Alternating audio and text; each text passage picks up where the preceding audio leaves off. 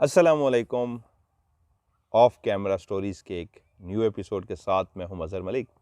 Thank you so much and love you so much. आप सबके प्यार भरे फीडबैक का, दुआओं का, मोहब्बतों का, उस खलूस का जिसमें आप कमेंट्स में लिखते हैं तो एक अपनायत सी, एक फैमिली सी महसूस होती है कि अल्हम्दुलिल्लाह पूरी दुनिया में मैं अपनी एक फैमिली बना चुका हूं जिनसे इस ऑफ कैमरा स्टोरी के ज़रिए मैं हर वक्त राब्ते में होता हूं। रिकॉर्डिंग का सिलसिला मेरा ज़ोरों शोर से जारी है। जी, चोट का निशान मुसलसल ये पक्का सा माथे पे लग चुका है। ये वो चोट है जो मुझे शदीद नुकसान पहुंचाया गया। इसी तरह अरसलान हाशर अभी भी मेरे साथ है। उसको भी परसों जो रिकॉर्डिंग हुई है बहुत शदीद चोटें आई हैं, क्योंकि इतनी इस दफ़ा जो हमारी लोकेशन है वो बहुत डेंजरस है जहाँ पे हम रिस्क ले रहे हैं। उम्मीद है इंशाल्लाह आपको प्रोग्राम बहुत अच्छे लगेंगे। आज भी एक राज प्रोग्राम की लोकेशन को मैं विज़िट करने के लिए आया हूँ, उसी जगह पे बैठा हूँ और जहाँ पे मुझे बुलाया गया है। दिन को हम लोग विज़िट करते हैं और रात को जाके वहाँ पे 5-6 घंटे की रिकॉर्डिंग करते हैं। ये जगह ओके है, यहाँ पे इंशाल्लाह मैं प्रोग्राम करूँगा और वो सिलसिला जो है रिकॉर्डिंग का जारी है। लाहौर जाके इंशाल्लाह आपको एडिट करके दिखाऊँगा। आज की कहानी एक बड़ी ज़बरदस्त कहानी है जो मुझे भेजी गई है कराची से। नाम तकरीबन यूँ समझिए रियल भी हैं और नहीं भी हैं। उसकी रीज़न ये है, जिन्होंने मुझे कहानी सुनाई है, कुछ लम्हे कहानी सुनते हुए मुझे यूँ लगा कि मैं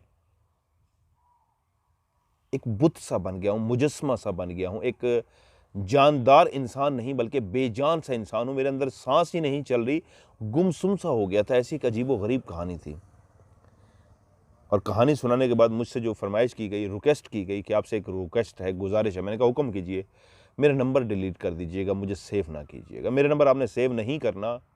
ये एक सच्ची कहानी है, एक दिल का बोझ था, आपसे सवाल भी पूछना था, इसका क्या जवाब है? क्योंकि कहानी के एंड में मैंने जो उनको जवाब दिया था, आपको भी बताता हूँ मैंने क्या जवाब दिया। उन्होंने सवाल क्या पूछा, लेकिन कहानी सुनाने वाली खातून ने यह कहा कि मैं गुमनाम हूँ, मुझे गुमनाम रहने दीजिएगा, मेरा नंबर तक डिलीट कर दीजिएगा, ये आपसे गुजारिश है। मैंने कहा जी मैं इसी पे अमल करता होता हूँ। इसी वादे को निभाते हुए मैं खुद से कह रहा हूँ, जैसे कहानी मुकम्मल हो जाएगी आपका मैं नंबर तक डिलीट कर दूंगा। मेरे पास वाकई अब उनका कोई नंबर नहीं है। लाइव मैंने कहानी सुनी है।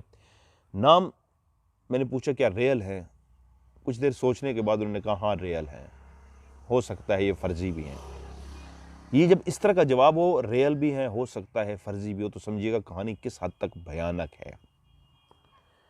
उन्होंने जिस अंदाज में मुझे कहानी सुनाई सारी मुझे समझ आई, लेकिन उसका खुद से मैं सीक्वेंस बनाऊंगा। सीक्वेंस से मुराद ये है, आगे पीछे ज़रा स्टोरी को करूंगा, सेम वही स्टोरी होगी। उसकी रीज़न ये है, कुछ चीज़ें पहले ही आपको बता दी तो कहानी का मज़ा नहीं आएगा, तो इसलिए उसी हिसाब से कहानी सुनाऊंगा कि आपको लगे कि आप भी उस कहानी में एक किरदार हैं, आपके सामने ये सब कुछ चल रहा है। कोशिश करूंगा और एंड में आपको समझ भी आ जाएगी।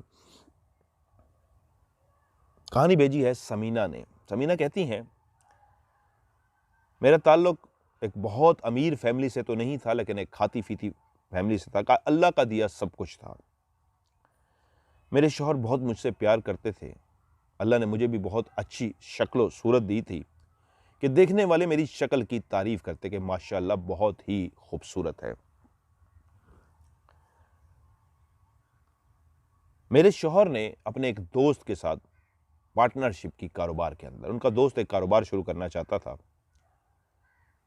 तो मेरे शौहर से कहा गया कि आप भी इसमें इन्वेस्ट करें, अच्छा है, आपके बच्चों का एक रिस्क लग जाएगा, सिलसिला चलता रहेगा। तो मेरे शौहर ने जो भी काम कर रहे थे उसके साथ, उस दोस्त के साथ भी पार्टनरशिप कर ली और ऐसा ही हुआ। वो काम चल निकला और हमें हर महीने वहाँ से भी पैसे आ जाते। बाइक की आवाज़ शायद में भी आए, उसकी रीज़न यही है, मैं लोकेशन पे बैठा हूँ और यहाँ मैंने रिकॉर्डिंग करनी है, तो वहीं मैंने कहा मैं प्रोग्राम भी कर लेता हूँ। वहाँ से भी कहते हैं हमें पैसे आने शुरू हो गए और शौहर भी कमाते थे, तो बहुत कुछ था, अल्लाह का दिया सब कुछ था। हमारे पास अपनी गाड़ी भी थी। वहीं अल्लाह ने पहला एक चांद सा मुखड़ा, बहुत ही हसीनो जमील, बहुत ही खूबसूरत एक बेटा दिया। उसका नाम हम मियाँ बीवी ने मिल के रखा, मुस्तफ़ा। और मुस्तफ़ा के बाद हमारे यहाँ पैदा हुई मदीहा, हमारी बेटी। मदीहा भी शक्ल सूरत की बहुत खूबसूरत थी, लेकिन मुस्तफ़ा तो लगता था जैसे कोई चांद का टुकड़ा हो, बहुत ही खूबसूरत था। ये बच्चे ये छोटे से थे तो वहीं पे लिखे को कौन टाल सकता है कि मेरे शौहर अल्लाह को प्यारे हो गए।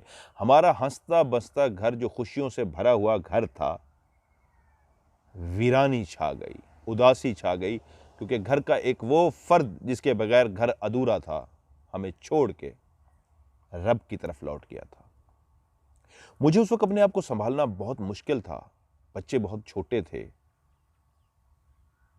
और अब इस तरह सोचना था कि वो जो घर में कमा के लाते थे और उसके साथ जो उधर से भी थोड़ा सा कारोबार से पार्टनरशिप जहाँ पे थी वहाँ से भी आ जाता था, तो सर्कल अच्छा चल रहा था। लेकिन अब बैठ के मुझे सोचना था कि बच्चों की परवरिश करनी है, इनकी देखभाल करनी है, सरवाइव करना है। घर वालों ने कहा शादी कर लो। मैंने कहा नहीं, मैंने अपनी बाकी ज़िंदगी अपनी बाकी ज़िंदगी मुस्तफ़ा और मदीहा के लिए गुजारनी है।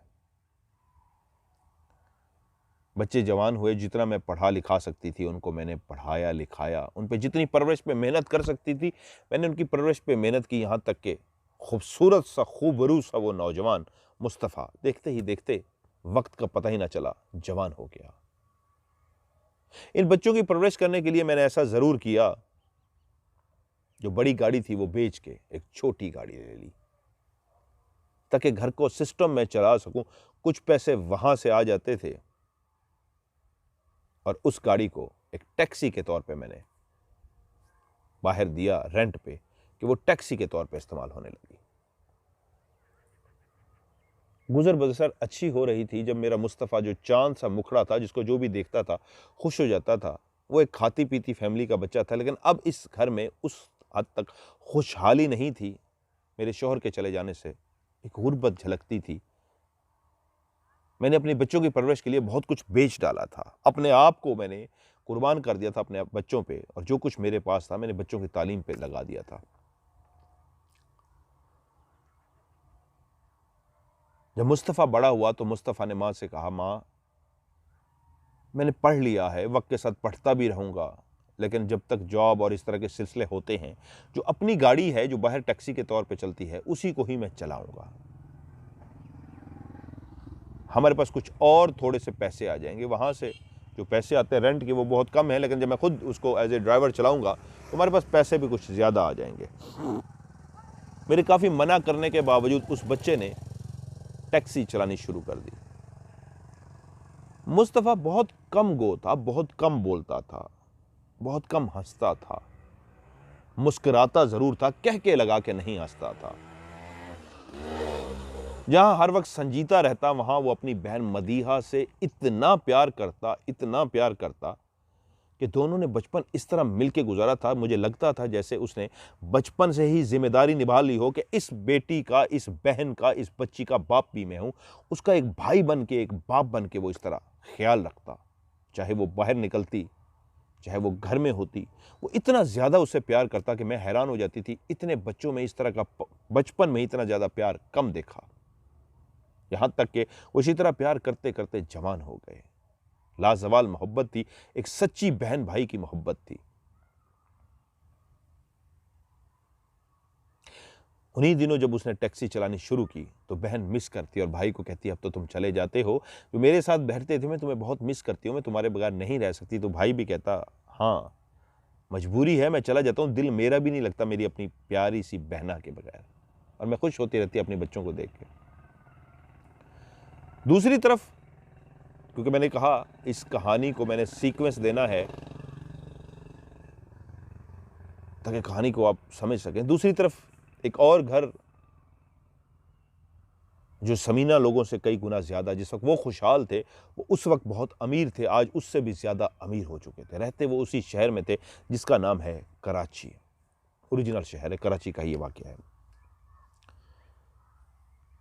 फरजाना माँ बाप की अकलौती बेटी थी। फरजाना की इस दुनिया में आने के बाद बहुत ख्वाहिश थी माँ बाप की कोई और औलाद आए, लेकिन अल्लाह ने इसी को ही इस तरह लाड प्यार से पाला। माँ बाप ने इतनी केयर की कि अगर अल्लाह की यही रज़ा है तो कोई बात नहीं, हमें यही एक बच्ची काफ़ी है। लेकिन फिर हुआ क्या कि वो जो चीज़ मुंह से निकालती, घर में पैसे की रेल पेल थी, बहुत अमारत थी, किसी चीज़ की कमी नहीं थी, फ़ौरन उसके मुंह से निकली हुई बात को पूरा किया जाता। वो खुद भी एक अच्छी शक्ल की मालिक थी, बहुत ही हसीन और जमील नहीं थी, लेकिन बहुत अट्रैक्टिव थी, बहुत खूबसूरत थी। कुदरत को शायद ऐसा ही मंजूर था, ड्राइवर और गाड़ी जो हर वक्त उसके साथ रहती, एक ऐसा मौका आया कि उसको टैक्सी का इस्तेमाल करना पड़ा। यकीनन सी बात है, अमीरों की जो औलाद होती है उनके घरों में गाड़ियों की रेल पहल होती है, और उसके घर में तो ड्राइवर भी साथ था। लेकिन शायद रब ने लिखा था, एक होनी तो थी मुलाकात, कि उसको उस दिन टैक्सी का इस्तेमाल करना पड़ा। और जिस टैक्सी में वो सवार हुई, वो टैक्सी हसीन व जमील खूबरू मुस्तफ़ा चला रहा था। फरजाना ने जैसे ही पहली निगाह मुस्तफ़ा पे देखी, उसको देखते ही दिल दे बैठी। कैसा खूबसूरत था, कैसा नौजवान था।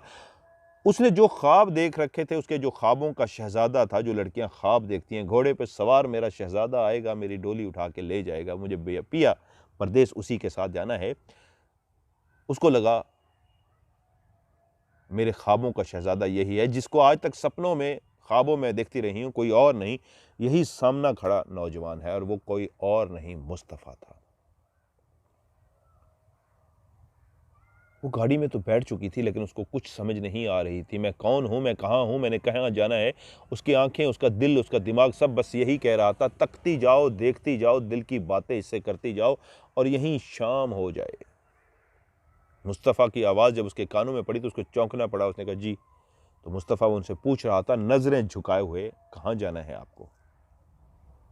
क्योंकि अमूमन ये होता था, टैक्सी में बैठते हुए कोई पहले तय करता था, जी फलां जगह पे जाना है, ऐसा जाना है। और ये एक अमीर ज़ादी गेट खोलकर बैठ चुकी थी, तो इसलिए उसको पूछना पड़ा आंखें झुका के, आपको कहाँ जाना है? तो उसने अपने घर का एड्रेस बताया और उसने गाड़ी चला दी। जब घर के दरवाजे पे पहुंचे तो उसने गाड़ी रोक दी, लेकिन फरजाना चाहती थी गाड़ी चलती रहे और वो बैठी रहे। उसको खुद समझ नहीं आ रही थी उसकी दिल की धड़कन क्यों तेज हो चुकी है, ऐसा क्या हुआ है जिसको वो एक्सप्लेन नहीं कर पा रही। शायद वो नहीं जानती थी, वो इश्क के बुखार में मुब्तला हो गई है। वो बाहर निकली तो पूछे बगैर कि कितने पैसे हैं, एक बड़ा सा नोट निकाल के उसके हवाले किया। तो उसने कहा, बीबी जी इतने पैसे नहीं हैं, कम है मेरे पास, टूटे नहीं। उसने कहा रख लो। साथ ही उसने कहा, तुम्हारा नाम क्या है? नजरें झुकाए उस खूबरू नौजवान ने कहा, मुस्तफ़ा। उसने कहा, मुस्तफ़ा, मुझे कभी कभी इस तरह जाना होता है, तुम बहुत ही शरीफ लड़के हो, मुझे अच्छे लगे हो, अगर कभी मुझे इस तरह जाना हुआ तो क्या मैं तुम्हें कॉल कर सकती हूँ और तुम गाड़ी लेके आ जाओ, मुझे ड्रॉप दे दो, पिक एंड ड्रॉप दो? तो उसने सर झुकाए कहा, जी बिल्कुल, लेकिन अगर मैं दूर होऊंगा और मुझे आपके घर की तरफ आना पड़ेगा तो मेरा तो बहुत ज़्यादा फ्यूल खर्च होगा। तो फरजाना ने कहा, कोई बात नहीं, मैं तुम्हें उसके भी पैसे दूंगी, तुम जहाँ भी होगे छोड़ के आ जाओगे, मैं तुम्हें उसका भी पैसा दूंगी, तुम्हें मुझे पिक एंड ड्रॉप कभी कभी देनी होगी। उसने उससे कॉन्टैक्ट नंबर एक दूसरे से लिए, जो एक तरीका होता है, उसका कॉन्टैक्ट नंबर लिया बुलाने के लिए, और वो अपने घर चली गई। घर चली तो गई, लेकिन रात सारी सो ना सकी। वो मुसलसल मुस्तफ़ा के ख्वाब देखती रही, मुसलसल वो अपने आप से शर्माती रही, शीशे के सामने खड़ी होकर बनती संवरती रही। ऐसे लगता जैसे पीछे मुस्तफ़ा आके खड़ा हो गया। वो झिझक जाती, शर्मा जाती, पलट के देखती, कोई भी ना होता। फिर वापस शीशे की तरफ देखती तो सामने खड़ा है, लेकिन वहाँ पे भी कोई ना होता। उसको पता लग जाता वो ख्वाबों का शहज़ादा अब उसके दिमाग में बसेरा कर चुका है, हर वक्त वो उसी को सपनों में खुली आंखों से देख रही है। कुछ दिन तो उसने जैसे कैसे गुजार लिए, लेकिन उसके बाद फिर उसने मुस्तफ़ा को कॉल की। वालिदैन को उसको बहाना करना पड़ा। ड्राइवर और गाड़ी तो उसके पास होती थी, लेकिन बगैर बताए कि मुझे सहेली पिक कर लेगी, इस तरह का बहाना करके मुस्तफ़ा को उसने कॉल की। थोड़ी सी दूर जाके घर से खड़ी हुई, मुस्तफ़ा ने उसको पिक किया और वो घूमती रही एक जगह पे, ऐसे अंदर गई, 5 मिनट के लिए फूड कुछ लेके आई, मुस्तफ़ा को भी खिलाया और ख़ुद भी खाया। मुस्तफ़ा के इनकार करने के बावजूद उसने उसको मुस्तफ़ा को भी खिलाया, और ऐसे काफ़ी वक्त गुजारने के बाद फिर से घर पहुँच गई। कोशिश करती थी कि मुस्तफ़ा से बात करे, लेकिन सिवाय जी हाँ, हाँ जी, बिल्कुल, मुख्तसर सा जवाब देता और खामोश हो जाता। वो इतना ज़रूर समझ चुकी थी, बहुत ही शर्मीला लड़का है, बहुत ही अदब व आताब वाला, एहतराम वाला, नज़रें झुकाए रखने वाला लड़का है। और वो खुश थी कि मैंने एक ऐसे लड़के का इंतखाब किया है जिसकी सिर्फ सूरत नहीं, सीरत भी अच्छी है। अब गाहे बगाहे वो फ़ोन करती और मुस्तफ़ा आ जाता, उसको घुमाता, यहाँ तक कि मुस्तफ़ा भी अब थोड़ा थोड़ा उससे फ्रेंडली माहौल में बात कर लेता, उसको आंखें उठा के देख भी लेता। वक्त का पता नहीं लगता, लेकिन मुस्तफ़ा इतना ज़रूर जानता था, क्योंकि वो भी अब फरजाना नाम से वाकिफ़ हो चुका था कि जिसके साथ वो जाता है वो फरजाना है। इतना उसको अंदाज़ा हो गया था कि फरजाना किसी ख़ास काम से नहीं जाती, जितने बड़े बंगले में रहती है, उसकी गाड़ियों की लाइन है, लेकिन फिर भी मेरे साथ जाती है। इतना उसको अंदर ही अंदर एहसास हो चुका था, बाशऊर था कि कुछ गड़बड़ ज़रूर है, इसको कोई ख़ास काम नहीं होता, ये घूमती रहती है और मुझे पैसे भी अच्छे खासे दे जाती है। वक्त यूं ही गुजरता रहा। आखिर वो बात जो दिल में थी लबों पे आ ही गई। फरजाना ने एक दिन जब उसके लिए भी खाना लेके आई और वो कहीं बैठे, तो वो इसी तरह नज़रें झुकाए बैठा था, तो फरजाना ने कहा, मुस्तफ़ा, इतना तो तुम जान चुके हो कि मुझे कोई काम नहीं होता और मैं मुसलसल तुम्हारे साथ घूमती हूं, तो इस वजह से तुम्हारा शक्ल, तुम्हारी दीदार कर सकूं। आज मैं कहने पे मजबूर हो गई हूं कि मैं तुम्हें दिल दे बैठी हूं और अब मेरे बस में नहीं है, मेरे कंट्रोल में नहीं है, तो मैं चाहूं भी तो अपने दिल को नहीं रोक सकती। मुझे तुमसे प्यार हो चुका है और मेरी दिली ख्वाहिश है, जिंदगी का मकसद है, जीने का मकसद है, तुमसे शादी हो जाए। न्योला इस वक्त मेरे सामने है कहानी सुनाते हुए। अरसलान, न्योला, इसको रिकॉर्ड करो। चला गया, सांप के साथ लड़ने आया या क्या, इसका मतलब सांप या न्योले का चक्कर है। जब उसने अपनी दिल की बात उसके साथ कही, जो मुस्तफ़ा नजरें झुकाए बैठा था, अब उसकी तरफ देख भी रहा था, क्योंकि मुखातिब करके उसको कहती, मेरी तरफ देखो तो सही, और वो देख लेता, उसकी बात सुनता और फिर शर्म हया की वैसे आंखें नीचे कर लेता। उसने कहा, मेरी जीने का मकसद तुम हो, मुझे तुमसे शादी करनी है। मुझे नहीं पता ये कैसे होगा, लेकिन मैं बस अपनी जान दे दूंगी, लेकिन तुम्हारे बगैर किसी और की दुल्हन नहीं बनोगी। मुसलसल खामोश रहने के बाद भी जब मुस्तफ़ा ने कोई जवाब नहीं दिया, तो उसको पूछना पड़ा, क्या तुम मुझे कोई इस बात का जवाब नहीं दोगे? क्या तुम नहीं चाहते मेरे साथ तुम्हारी शादी हो? क्या तुम्हें मैं अच्छी नहीं लगती? ऐसे बहुत सारे जुमलों के बाद भी जब वो खामोश रहा और वो उससे कोई जवाब ना ले सकी, तो उसने कहा, उठे चलें। वो दोनों उठे और रवाना हो गए। काफी दिन तक उसने मुस्तफ़ा को नहीं बुलाया। मुस्तफ़ा के दिल में क्या था, मुस्तफ़ा ही जानता था। इस कहानी में ना किसी को पता लग सका कि मुस्तफ़ा के दिल में क्या था, फीलिंग क्या थी। लेकिन काफ़ी दिन जब उसको नहीं बुलाया गया, तो उसको काफ़ी पैसे दे देती थी इस मद में कि ये किराया है, और बाकी आम दिनों में उसको सवारी मिलती थी, नहीं मिलती थी, वो तो काफ़ी टाइम गुजारने के बाद उसको 2 दिन का किराया दे देती थी। जब उसने काफ़ी दिन उसको नहीं बुलाया, तो मजबूरन वो भी जो इंतज़ार में था, एक दिन उसका आखिर फ़ोन आ ही गया। और मुस्तफ़ा की बात से ऐसे लगा जैसे वो भी कुछ इंतज़ार में था कि फ़ोन क्यों नहीं आ रहा। मतलूबा जगह पे पहुंचा, उसने फरजाना को उठाया और चल पड़ा। तो फरजाना आज खामोश थी, उससे बात नहीं कर रही थी। तो आज पहली दफ़ा मुस्तफ़ा ने खुद से ज़बान खोली और उसको जवाब दिया। मुस्तफ़ा ने जो जवाब दिया वो ये था कि आपकी जितनी भी सवाल हैं, जितनी भी बातें आपने मुझसे पूछी हैं, उनका जो आप मुझसे जवाब लेना चाह रही हैं, तो उसका जवाब सिर्फ और सिर्फ ये है, मेरे जीने का मकसद मेरी माँ, मेरी बहन मदीहा है। मैंने कभी अपने बारे में सोचा ही नहीं है मुझे क्या करना है, सिर्फ इस बात के अलावा कि मुझे अपनी बहन को किसी अच्छे घर में ब्याहना है, उसकी शादी करनी है, उसके लिए जहेज बनाना है। मेरी माँ, जिसने हम दोनों बेटा और बेटी के लिए ज़िंदगी गुजार दी है, उसको कोई खुशियाँ देनी है। रह गई शादी की बात, तो ये फ़ैसला तो मैंने कभी सोचा ही नहीं मैं करूँगा। ये फ़ैसला तो मेरी माँ के हाथ में है, और मैं कभी नहीं चाहूँगा कि मैं खुद अपनी माँ से कहूँ कि मैं क्या चाहता हूँ, क्या नहीं। यही चाहूँगा, मेरी माँ जो फ़ैसला करेगी मैं उसको कबूल करूँगा। आपने पूछा, क्या मैं तुम्हें अच्छी लगती हूँ? आप बहुत अच्छी हैं, इसमें कोई शक नहीं है। आप बहुत अच्छी हैं। मेरे जैसे आपको हज़ारों नहीं लाखों मिल जाएंगे, और सब नौजवानों की यही ख्वाहिश होगी कि आप उनकी दुल्हन बने। लेकिन मुझे माफ़ कीजिएगा, मैं आपका उस वक्त भी दिल नहीं तोड़ना चाहता था, इसलिए जवाब नहीं दे पाया। कभी मैंने इस तरफ सोचा ही नहीं था। और जब आपने मुझे ये बातें कहीं तो मैंने सोचा, तो फिर मैंने कहा आपको जवाब देना भी ज़रूरी है। ऐसा नहीं है कि मैं आपका दिल दुखाना चाहता था, मैं अपनी माँ का दिल भी नहीं दुखाना चाहता, इसलिए मुझे माफ़ कीजिएगा। फरजाना ने कहा,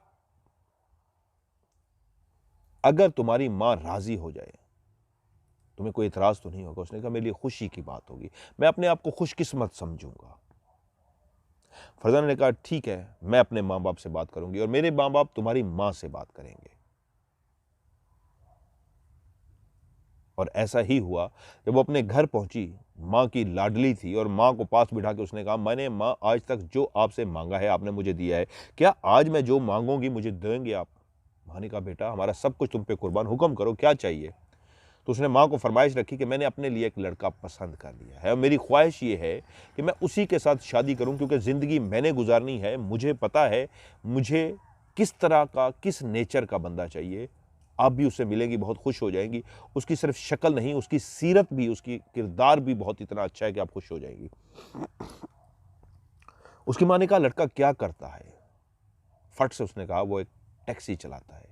तो माँ का मुंह खुला का खुला रह गया और बेटी की तरफ देख के बोली, ये क्या कह रही हो तुम एक टैक्सी ड्राइवर से शादी करोगे? उसने कहा, माँ वो टैक्सी ड्राइवर नहीं है, वो अपनी गाड़ी है, उसको टैक्सी के तौर पे चलाता है। वो एक अच्छी फैमिली से ताल्लुक रखता है, लेकिन हालात ऐसे हो चुके हैं कि वो इस तरह माँ और बहन का सहारा बनता है। माँ को रो के पीट के मतलब धमकी दे के, जिस तरह लड़कियां करती है, जैसे कैसे रोश हो के उसने माँ को राजी कर लिया। तो माँ इस हद तक राजी हुई कि मुझे किसी सूरत कुछ समझ नहीं आ रही, लेकिन तुम्हारे इस खौफ दिलाने पे, धमकियां देने पे, ठीक है, मैं तुम्हारे बाप से बात करके देखती हूँ, जो वो फैसला करेंगे मुझे वही मानना पड़ेगा, क्योंकि ये मेरे इख्तियार में नहीं है। और जब बाप से भी फैसला हुआ तो घर के अंदर एक तूफान बर्पा हो गया कि हम शादी एक ऐसे घर में करेंगे, ये कभी हो ही नहीं सकता। और वहीं पे एक और किरदार, उसका कज़न बाबर, जो फरजाना को बहुत पसंद करता था, जिसकी ख्वाहिश थी कि मैं ही इसी से शादी करूंगा, और बहुत ज़्यादा 95% चांसेस थे कि फरजाना और बाबर की शादी हो जाती। वो करीब तरीन एक रिश्ता था, और वो भी फरजाना लोगों की तरह अमीर तरीन फैमिली थी। और फरजाना की माँ भी काफ़ी हद तक तैयार थी कि फरजाना का रिश्ता वो बाबर से करेंगे, और उसके वालिद को भी कतन कोई इस पर एतराज़ नहीं था।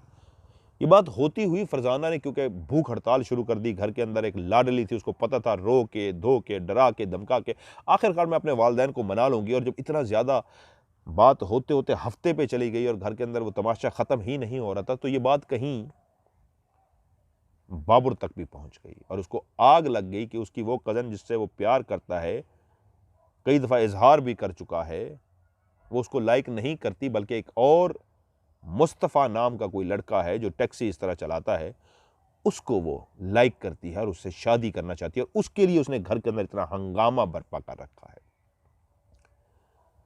बाबर इसी ताक में लग गया, क्योंकि उसका उठना बैठना, उसके ताल्लुकात जो थे, वो एक अमीर फैमिली से, ऐसे लोगों से भी था जो जराइम पेशा लोग थे, और वो उस लड़के को देखना चाहता था, कौन है वो, उसने किस तरह इतनी जुर्रत की है। पीछा करते करते एक दिन ऐसा ही हुआ, जो वो अपने घर से निकली और मुस्तफ़ा की गाड़ी में सवार हुई, तो वो उनके पीछे पीछा करता रहा। जब मुस्तफ़ा ने फरजाना को उसके घर पे छोड़ा और वापसी के लिए रवाना हुआ, तो थोड़ी ही दूर जाके बाबर ने उसका आगे से रास्ता रोक लिया और उसको बाहर निकाला। मुस्तफ़ा ने रास्ता रोकने पे पूछा, भाई रास्ता दो। उसने कहा, तुमसे बात करनी है, बाहर आओ। वो जब बाहर निकला तो उसने उसी लम्हे उसको पकड़ के मुक्कों से, ठुड्डों से इस तरह उसकी धुलाई करनी शुरू कर दी कि मुस्तफ़ा, जो कभी ज़िंदगी में लड़ा ही नहीं था, वो अपने आप को बचा भी नहीं पा रहा था, उसको समझ भी नहीं आ रही थी क्या हो रहा है उसके साथ।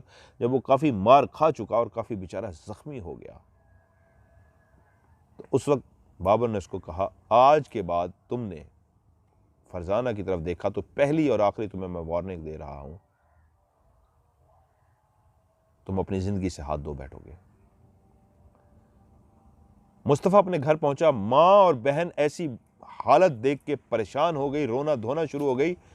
क्या हुआ मुस्तफ़ा को, मेरे लाल के टुकड़े को, मेरे जिगर के गोशे को क्या हुआ? बहन तड़प रही थी, मेरे भैया के साथ क्या हुआ? तो उसने कहा, ऐसे ऐसे चोट लग गई, मैं गुज़र रहा था और ऐसे बाइक आया, मुझे आके उसने टच किया और बहाना मार गया। उसने बहन और माँ को नहीं बताया कहीं परेशान ना हो जाए। वो और खौफज़दा हो गया क्योंकि इस बात से वाकिफ़ हो गया था कि ये जो रिश्ते वाली बात और ऐसा चल रहा है, हम गरीब लोग हैं और वो अमीर फैमिली, और वो लड़का जाते हुए जो भी था कह गया था कि ये पहली और आखिरी दफ़ा है, इसके बाद ज़िंदगी से हाथ धो बैठोगे। अगर वो ये बात माँ को बता देता कि किस बात पे, किसने मारा है और क्या कह के गया है, तो माँ बेटी बहुत ही परेशान हो जाती। वो कभी माँ बाप से झूठ नहीं बोलता था, लेकिन इस खौफ से कि मेरी माँ और मेरी बहन बहुत परेशान हो जाएंगी, वो चुप हो गया। उसने फैसला उसी लम्हे कर लिया था जिस वक्त उसने उसको वार्निंग दी थी कि आज के बाद अगर ऐसा हुआ तो उसने दिल में ठान ली थी कि आज के बाद मैं फरजाना को नहीं मिलूंगा, उसकी कॉल करने पे भी उसकी तरफ नहीं जाऊंगा, उसका नंबर ब्लॉक कर दूंगा। मुझे जीना है अपनी माँ बाप के लिए, मुझे इन चक्रों में नहीं पड़ना, मुझे अपनी बहन का, माँ का सहारा बनना है। अगले दिन बाबर फरजाना के पास पहुंचा और उसने फरजाना से कहा, फरजाना तुम मेरा प्यार हो, मैं तुम्हें कई दफ़ा कह चुका हूं, मैं तुमसे शादी करना चाहता हूं, बस इतना याद रखना कि ऐसी हरकत दोबारा मत करना। मैं तुम्हें प्यार से समझा के जा रहा हूं, तुम मेरी अमानत हो और मेरी अमानत रहोगी, मैं तुम्हें किसी और की नहीं होने दूंगा, चाहे इसके लिए मुझे किसी हद तक भी जाना पड़ेगा। फरजाना उसकी बात को समझ नहीं पा रही थी, इतना ज़रूर जानती थी उसको मुस्तफ़ा के टॉपिक पे उसको धमकियां दे रहा है, लेकिन इतना नहीं जानती थी वो क्या करेगा क्या नहीं करेगा। उसके बाद उसने काफ़ी कोशिश की मुस्तफ़ा का नंबर मिलाने की, क्योंकि उसके दिल में एक खौफ और वहम सा आ गया था, लेकिन उसका राब्ता मुस्तफ़ा से ना हो सका।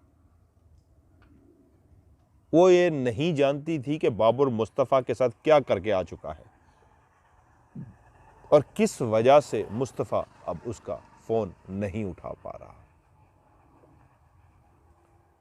वो जानती थी कि मुस्तफ़ा का घर कहाँ है, तो उसकी ख्वाहिश थी कि वो मुस्तफ़ा के घर पहुंच जाए किसी बहाने से और उसकी माँ और उसकी बहन से मिले, क्योंकि काफ़ी दिन जब फ़ोन करने पे भी मुस्तफ़ा ने उसको कोई रिस्पॉन्स ना दिया, तो आखिर वो इसी बहाने उनके घर पहुंच ही गई। बेल दी, उसकी माँ ने दरवाज़ा खोला तो उसने एक लड़की का नाम लेके पूछा, मेरी सहेली यहाँ पे रहती है, मैं घर ढूंढती फिर रही हूँ, काफ़ी थक गई हूँ, तो मैंने सोचा मैं पानी पी लूँ, क्या आप मुझे पानी पिला सकती हैं। इसी बहाने माँ ने अंदर बुलाया। एक लड़की शक्ल सूरत की भी अच्छी थी, हुलिया भी बताता था किसी अच्छी घर से है, तो माँ ने अंदर बुला लिया, उसकी बहन भी मिली, उसको पानी पिलाया गया। तो वो इस अंदाज में बैठी कि माँ, घर और उसकी बहन मदीहा को भी उसने देख लिया, अंदाज़ा लगा लिया ये उसका घर है, ये उसकी माँ है, क्योंकि उसको बता चुका था जब इनकी इस तरह की बातें होती थी कि तुम कहाँ रहते हो, वो सारा कुछ एक दूसरे को बता चुके थे। कुछ देर वहाँ पे बैठी रही, वो इस इंतज़ार में थी कि कोई इस तरह की वो बात कर सके, उसकी माँ या उसकी बहन या वो खुद से, कि मुस्तफ़ा के बारे में कोई जान सके वो कहाँ है और उसका फ़ोन क्यों नहीं उठा पा रहा। लेकिन कुछ भी ऐसा सिलसिला ना बन सका कि वो कुछ ऐसी बात कर सकती, इसलिए वो फिर वहाँ से चली आई। मज़ीद कुछ दिन कोशिश करती रही, लेकिन उसका मुस्तफ़ा से राब्ता ना हो सका। अब वो सोच रही थी घर जाऊं उसके तो किस अंदाज में जाऊं, एक दफ़ा तो पानी का बहाना करके मैं चली गई थी, अब जाऊंगी तो क्या होगा, और अगर मैं चली गई तो उसके दिल में एक खौफ भी था जो बाबर उसको धमकियां दे के गया था, उस पर वो कोई अमल ना कर दे। तकरीबन 20 से 25 दिन हो चुके थे, उसका मुस्तफ़ा से बिल्कुल राब्ता नहीं था।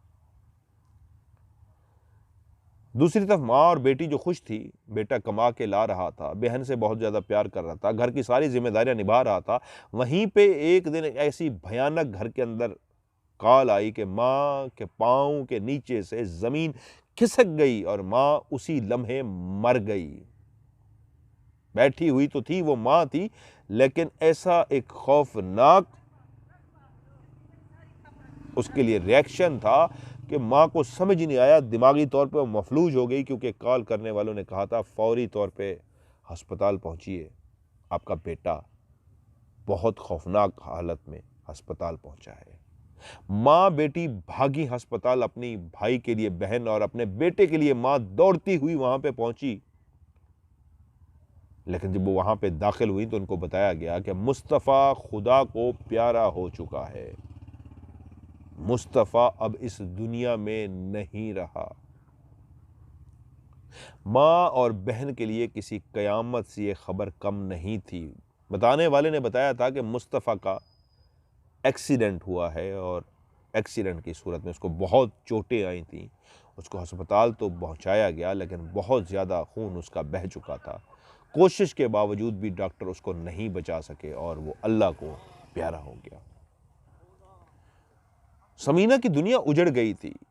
उसने शादी नहीं की थी तो मुस्तफ़ा और मदीहा के लिए नहीं की थी कि इन औलाद को मैंने पालना है, इनकी परवरिश करनी है। और मदीहा की भी कुल कायनात उसका भाई मुस्तफ़ा था, जो उसे बहुत प्यार करता था, जिसने बाप की कमी भी महसूस नहीं होने दी थी। भाई तो वो था ही। आज दुनिया उजड़ चुकी थी। समीना और मदीहा नीम पागल सी लिपटी हुई थी मुस्तफ़ा के जिस्म के साथ, जिसकी सांसें बंद हो चुकी थी।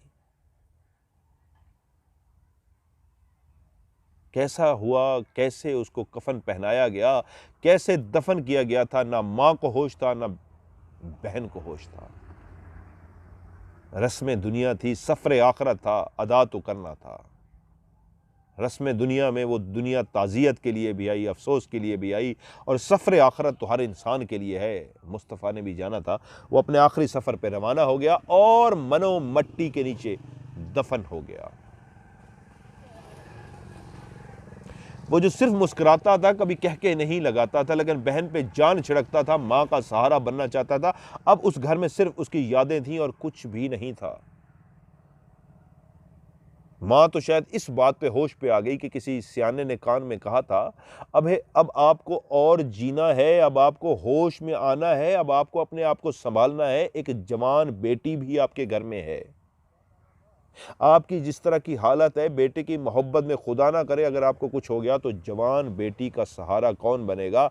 तो खुदारा अपने आप को होश कीजिए। तो ये ऐसे खौफनाक फ़िक्रे थे जो माँ डर चुकी थी अपने बेटे की वजह से, सहम गई थी अपने बेटे की वजह से। वो ये फ़िक्रे सुन के भी एकदम से चौंक गई। हाँ, अभी मदीहा तो है, मैं ना रही तो इसका सहारा कौन बनेगा?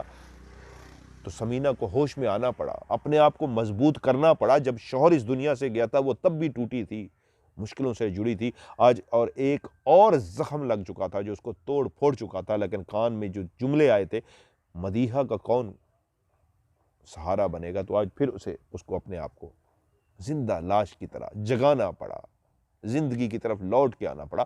जो अंदर से टूट सी गई थी उसको जोड़ना पड़ा अपने आप को। माँ ने तो इस ख्याल से अपने आप को जोड़ लिया कि मैंने मदीहा के सर पे हाथ रखना है, अभी उसका सहारा बनना है। मदीहा का कोशिश के बावजूद माँ नॉर्मल न कर पाई तो हुआ ये, मदीहा को अस्पताल के अंदर दाखिल कराना पड़ा। मदीहा अपने भाई की मोहब्बत में, उसकी याद में इस हद तक गुमसुम हो गई कि वो होशो हवास में ना रही, यहां तक कि उसको दाखिल कराना पड़ा। उसका वहां पे इलाज चलता रहा और डॉक्टरों का ये कहना था उसको शदीद सदमा पहुंचा है, जिसकी वजह से उसकी ये हालत है।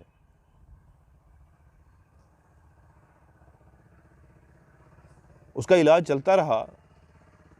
समीना हर वक्त अपनी बेटी के साथ अस्पताल में बैठी रही, लेकिन एक रात अचानक ऐसे हुआ, वो पानी लेने के लिए साइड पे बाहर कोने पे एक जो कूलर बना हुआ था, लेट नाइट उसने टाइम नहीं देखा, वो उठी और दुखों की मारी वो माँ चलती हुई जब उस कूलर के पास गई, इलेक्ट्रिक कूलर जो होते हैं जिसमें ठंडा पानी होता है, तो उसने वहां अभी करीब ही पहुंची थी तो उसकी निगाह, सारी दुनिया सो रही थी। अस्पताल में एक टाइम होता है जब डॉक्टर और नर्सें चली जाती हैं, पेशेंट भी सो जाते हैं, 10 बजे के बाद मिलने मिलाने का सिलसिला भी खत्म हो जाता है। तो वो उस राहदारी से चलती हुई जब आगे जा रही थी, कूलर के भी करीब नहीं पहुंची थी, कूलर उसकी आंखों के सामने आ गया था, वहीं पे उसके पांव ठटक से गए, रुक से गए, जम से गए। उसकी आंखें जो मंजर देख रही थी, उस कूलर के साथ कोई खड़ा था। उसने अपनी आंखें 2 दफा झपकाई, मैं नींद में तो नहीं हूं, ये क्या है? लेकिन वहां पे कोई था। वो 2 कदम फिर आगे बढ़ी तो और आंखों को विजन क्लियर हुआ कि नहीं, वाकई वहम नहीं है, कोई खड़ा है। और वो जब और थोड़ी सी उस कूलर के करीब गई तो उसकी आंखें ये देख के डर सी गई। एक काला स्याह, एक ह्योला सा था, एक साया सा था जो ब्लैक कलर का था, वो उस कूलर के साथ खड़ा था। ऐसा लगता था जैसे कोई इंसान नुमा साया हो। उसका जिस्म, उसकी फिजीक बिल्कुल ऐसे थी, शेप ऐसे थी जैसे कोई इंसान हो, लेकिन वो एक काला साया था, ब्लैक शेडो। और वो उसी की तरफ देख रहा था। वो डर सी गई, कांप सी गई और इधर उधर देखना शुरू हो गई कि कोई है जिसको मैं मदद के लिए पुकार सकूं, कि ये क्या चीज है। उसने इधर उधर देखा और मुड़कर वापस उस साई की तरफ देखा तो वहां पे अब कुछ भी नहीं था। वो काफी देर वहां पे खड़ी रही, सहमी रही, क्या उसका वहम है या वाकई उसमें सचमुच में किसी चीज को देखा है। लेकिन उसके दिल और दिमाग ने कहा नहीं, उसने किसी को सचमुच में देखा है। वो डरती डरती उस कूलर के पास गई, उस जगह के करीब भी गई जहां पे वो खड़ा था, लेकिन अब वहां पे कोई भी नहीं था। उसने पानी लिया और जल्दी से वापस चली गई। रात सारी वो सो ना सकी, उसके दिमाग में खौफ रहा, लेकिन सुबह किसी लम्हे आकर उसको नींद आ ही गई। अगले दिन फिर वो अपनी बेटी के ख्याल रखने में मसरूफ हो गई। सारा दिन मसरूफियत में गुजरता, बेटी का वो ख्याल करती, देखभाल करती और एहसास ना रहता टाइम का। लेकिन रात के टाइम वो उस कूलर की तरफ जाते हुए अब डरना शुरू हो गया। उसको पानी चाहिए भी होता था तो वो अपनी बोतल भर के रख लेती थी।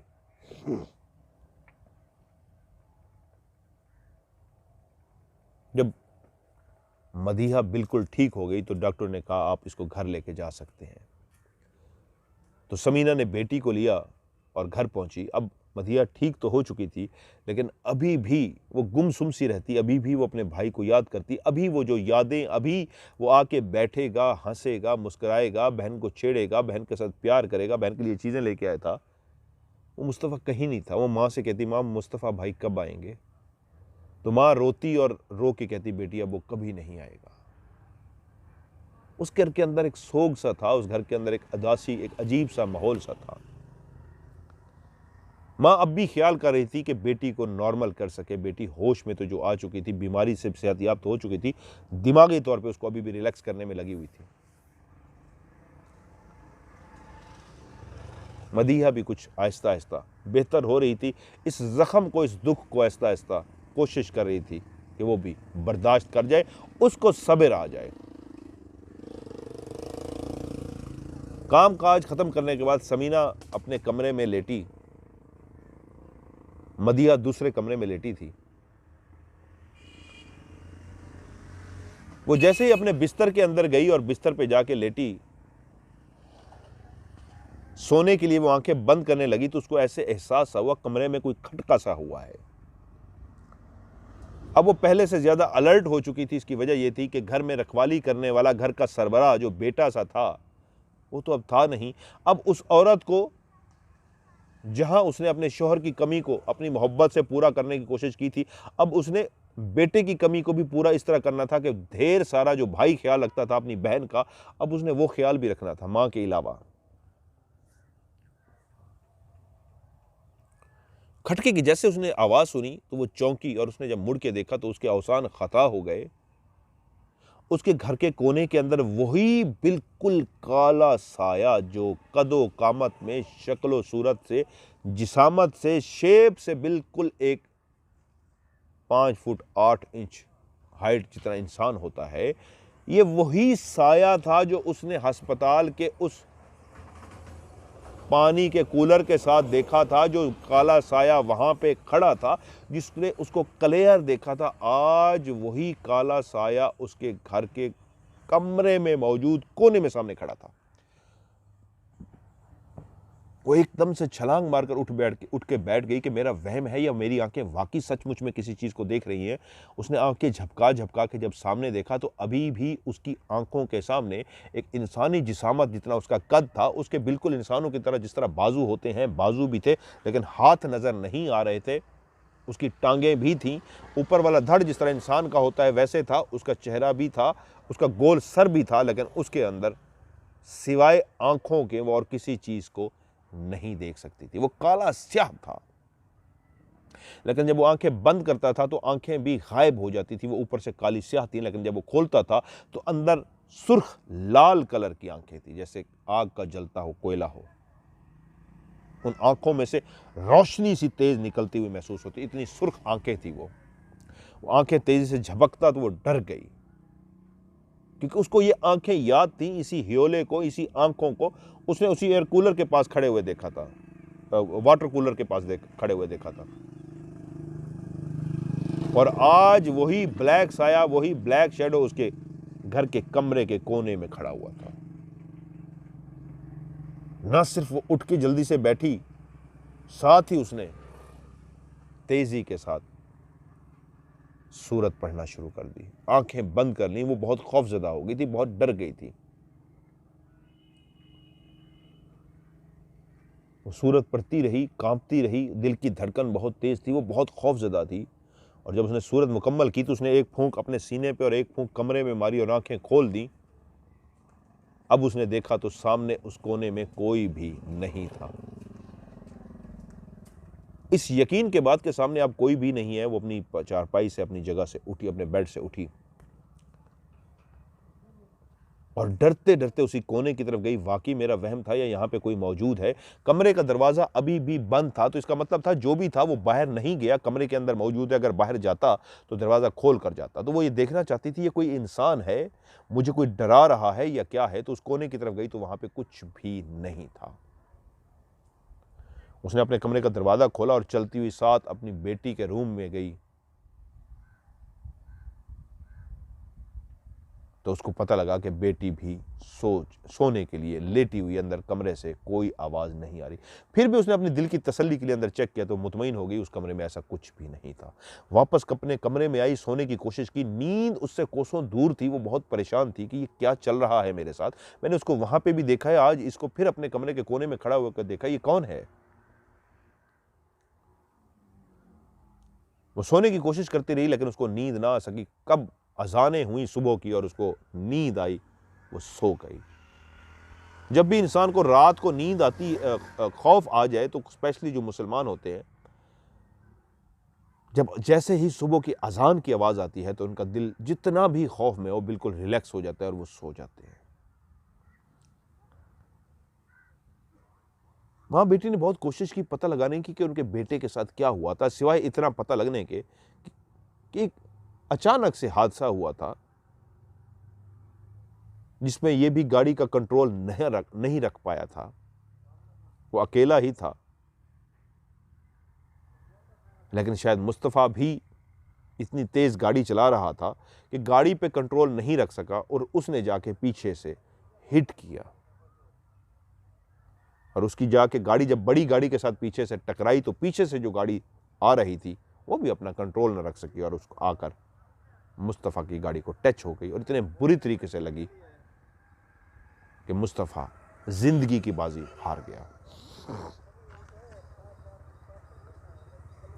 समीना रोज अब डरती, सोते हुए उसको खौफ आता, लेकिन अब ऐसा हो रहा था कि कमरे में खामोशी होती। वो अपनी लाइट जलाकर सोती, जिस लाइट को बुझा देती थी। अब उस कमरे में मुसलसल लाइट जागती, लेकिन उसका खौफ कम ना होता, लेकिन कमरे में कुछ भी नहीं था। काफ़ी दिन जब वो इस तरह डरती रही और उसको महसूस हुआ कि उसका वो वहम था, ऐसा कुछ भी नहीं है, तो आहिस्ता आहिस्ता उसके दिल से खौफ कम होने लगा। यहाँ तक कि उसने वो बड़ी लाइट ऑफ करके छोटी नाइट वाली लाइट जलानी शुरू कर दी। कुछ दिन खैरो आफियत से गुजरे और फिर एक रात वो अपने बिस्तर पे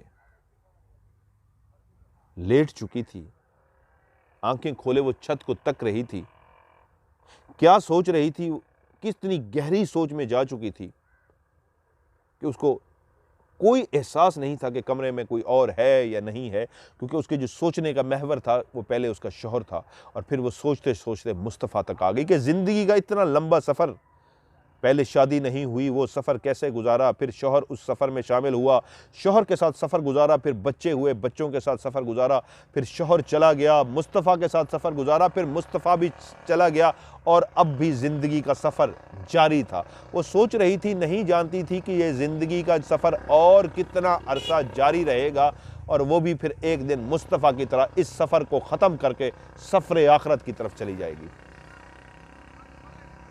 उसी लम्हे जब वो ख्यालों से वापस आई तो उसको ऐसे एहसास सा हुआ जैसे उसके करीब कोई खड़ा है और उसने जैसे ही ऐसे गर्दन मोड़कर, जैसे ही गर्दन को मोड़ा और देखा तो एक सांस जो उसकी चल रही थी वो ऐसे लगा कि उसकी सांसें बंद हो गई हैं। उसी लम्हे उसकी सांसें बंद हो गई, दिल की धड़कन तेज हो गई। वो चीख मारना चाहती थी, वो चीख भी नहीं मार पाती थी, क्योंकि उसके साथ आज वो वही हियोला, आज वो वही ब्लैक साया उसके बिल्कुल पास खड़ा था।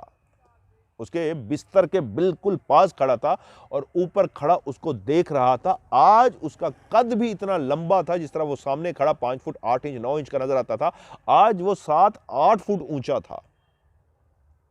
वो बहुत ऊंचा था। उसने यूं देखा किसी को कि साइड पे कोई खड़ा, और साथ ही उसने गर्दन ऊपर की तरफ घुमाई तो उसकी आंखों ने देखा वही लाल सुर्ख आंखें जिनमें से रोशनी निकलती है, जो चेहरे में सिर्फ आंखें ही नजर आती हैं, और गोल सा चेहरा और कुछ भी नहीं, नाक होंठ कुछ कान कुछ नहीं नजर आते, सिर्फ वो रेड सी आंखें नजर आती हैं। और उसके वो बाजू जिसके हाथ नहीं थे, वो खड़ा हुआ था उसके पास। वो फिर से डर गई, कांपना शुरू हो गई, ये भी भूल गई कि उसको कुछ पढ़ना है। कुछ देर लगी उसको देखने में, समझने में कि क्या मंजर देखा है, आंखों ने, कौन है जो खड़ा हुआ है। लेकिन खुदा ने फिर उसके दिल में एक हिम्मत डाली, हौसला डाला, और फिर ही उसने पढ़ना शुरू कर दिया। आंखें बंद कर ली और पढ़ती गई पढ़ती गई पढ़ती गई, यहां तक के जब उसने अपनी आंखें खोली तो फिर आज वो अकेली थी। जो पास खड़ा था वो जा चुका था।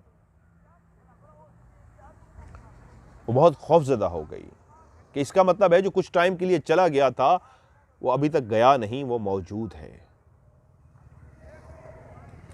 अजानें भी हो गई, वो फिर भी आज ना सो सकी। पिछली दफ़ा तो अजानें हुई थी, वो सो गई थी, वो दूर था, वो वहम भी समझ रही थी, कुछ शक भी था, कुछ वहम भी था। आज तो 100% यकीन था कि वो करीब खड़ा था, बहुत लंबा था, वही आंखें थी, ये वही है जो पानी के कूलर के साथ से मैंने देखा था, और फिर घर के कोने में देखा, और आज मेरे पास खड़ा हुआ था।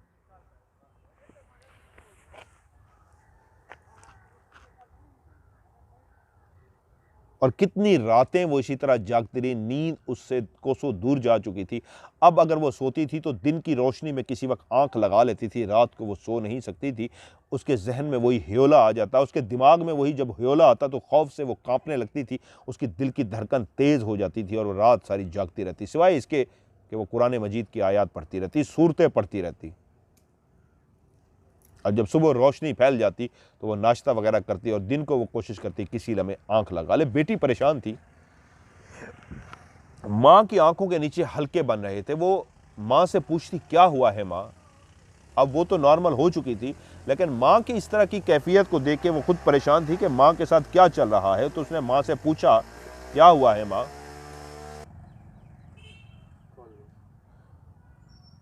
माँ से वो पूछती बार बार माँ मुझे भी बताइए, क्योंकि अब वो इस होश में तो आ चुकी थी मदीहा कि अब मुझे माँ का भी ख्याल करना है। वो दुख सिर्फ मदीहा का दुख तो नहीं था, माँ का भी दुख था। माँ की आंखों के हल्के बताते थे कि माँ सो नहीं पाती, और बेटी ये जान चुकी थी कि माँ मुस्तफ़ा की मोहब्बत में अब सो नहीं पाती। बेटे को याद करती हैं और रात को इनको नींद नहीं आती, और माँ भी बेटी से छुपा रही थी कि इसको अगर ये ह्योला, ये साया बता दिया तो बेटी खौफजदा ना हो जाए। और ऐसा ही हुआ कि बेटी अब माँ का ज़्यादा ख्याल रखती, हर वक्त कोशिश करती माँ को खुश रख सके। माँ को दिन को सोया हुआ पाती तो कोशिश करती माँ और सो ले, क्योंकि वो जानती थी कि रात को अब माँ को नींद नहीं आती। अब हालत माँ की जो भी है वो मुस्तफ़ा की वजह से है। वो जानती थी कि एक दुख बाप का दुख था, और अब दूसरा बड़ा दुख मुस्तफ़ा का दुख है। काफ़ी टाइम इसी तरह गुजर गया। समीना के दिल से भी वो जो खौफ था आहिस्ता आहिस्ता कम हो गया। इतनी रातें जागने के बाद उसका दिल इस तरह मजबूत होना शुरू हो गया कि जो भी है क्या करेगा मेरा। अब वो इस तरह अपने आप से बातें शुरू हो गई, जो भी है मार डाले मुझे, मेरा बचा ही क्या है। लेकिन साथ ही दिल कहता, दिमाग कहता अभी मदीहा है, तुम्हें हौसला करना है। लेकिन फिर वो अपने आप को बहादुर करती, यहाँ तक कि वो काफ़ी अरसा गुजर गया, वो साया वो शैडो नज़र भी नहीं आया, और वो भी बहुत मजबूत हो गई। तो फिर वो लम्हे आ पहुँचे कि फिर से उसने लाइट ऑफ करनी शुरू कर दी और आहिस्ता आहिस्ता सोना शुरू कर दिया। क्योंकि काफ़ी अरसा जब वो नज़र नहीं आया तो लाइट के जले होने के बावजूद रात को किसी पहर भी उसकी आंख लग जाती। वो पहले पहले तो डर के बैठ जाती कि मैं सो गई हूँ, कहीं आ तो नहीं गया, और जब देखती वो नहीं आया तो फिर इस तरह आहिस्ता आहिस्ता सोना शुरू हो गई। पहले आधा घंटा सो लेती, फिर घंटा सो लेती, फिर 2-2 घंटे सो लेती, फिर टाइम ऐसा भी आ गया कि वो लाइट ऑफ करके सोना शुरू हो गई, और कुछ भी ना होता, रात सुकून से गुजर जाती। काफ़ी टाइम इसी तरह गुजर गया। लेकिन एक रात ऐसा हुआ, आज लाइट भी जल रही थी, वो इतनी थक चुकी थी काम काज से, दुखी भी बहुत थी, कि उसने कहा मैं लिबास तब्दील करती हूँ और सोती हूँ, लेकिन बिस्तर पे लेटी और उसको नींद आ गई, यहाँ तक कि लाइट ऑफ भी ना की। रात का कौन सा पहर था वो नहीं जानती कि कौन सा पहर है रात का। उसकी आंख खोली किस बात पे कि कोई उसकी गर्दन दबा रहा था।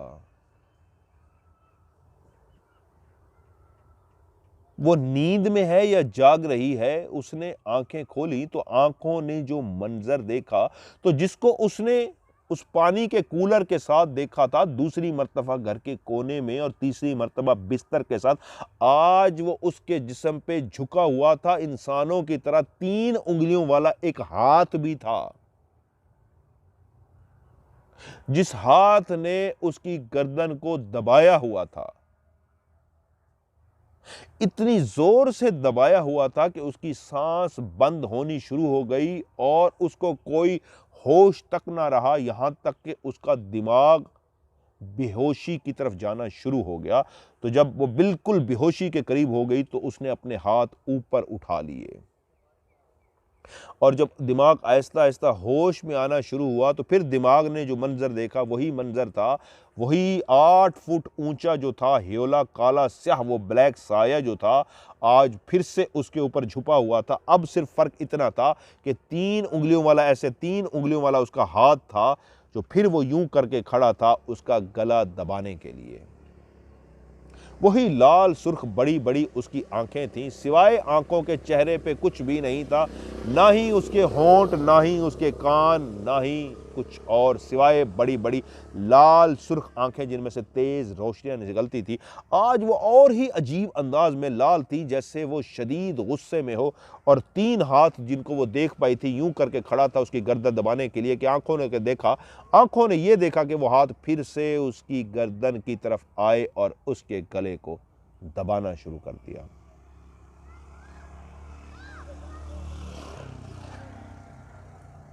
जब वो बिल्कुल दिमाग उसी तरह पहले की तरह आहिस्ता आहिस्ता तकलीफ हुई, दिल की धड़कन तेज हुई और जब सांसें बंद हो गईं और दिमाग बेहोशी की तरफ जाना शुरू हुआ तो धड़म से दरवाजा खुला। मदीहा चीखती हुई अंदर कमरे में दाखिल हुई और मदीहा ने जब मां को इस हालत में देखा तो और परेशान हो गया। मां ने अपने दोनों हाथ यहां रखे हुए थे जैसे अपने गले को छुड़वाने की कोशिश कर रही हो। वो जो किसी बात से डर के आई थी, खौफजदा सी होके आई थी,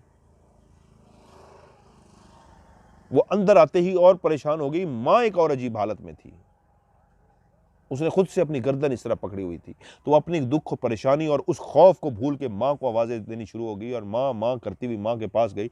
तो मां ने एक बड़ा सा सांस लिया जैसे उसकी गर्दन किसी ने दबाई हुई हो, उसका सांस ना आ रहा हो, और मां ने एक बड़ा सा सांस लिया, ऐसा लगा जैसे जिंदगी में मां वापस आ गई हो, और मां ने ऊंचे ऊंचे सांस लेने शुरू कर दिया और सांस लेते लेते मां आहिस्ता आहिस्ता आहिस्ता आहिस्ता होश में आने शुरू हो गई। मदीहा देख पा रही थी कि मां के चेहरे पे शदीद खौफ था और मां ने शायद अपना गला खुद से दबाया हुआ था या क्या था, उसकी सांसें बंद थीं। मां ने जिस तरह बड़ी सी सांस ली और वापस आई, लगता था जैसे अब सांसें चलना शुरू हुई हैं, बहाल होना शुरू हुई हैं, सांसें बंद थीं। और बेटी ने भी उस वक्त एक किरदार अदा किया, फौरी तौर पे कुरान मजीद की सूरत पढ़ के मां पे फूंकना शुरू कर दिया, मां का ख्याल करना शुरू कर दिया। यहां तक कि समीना काफी बेहतर महसूस हुई तो उसने अपनी मां से पूछा, मां क्या हुआ?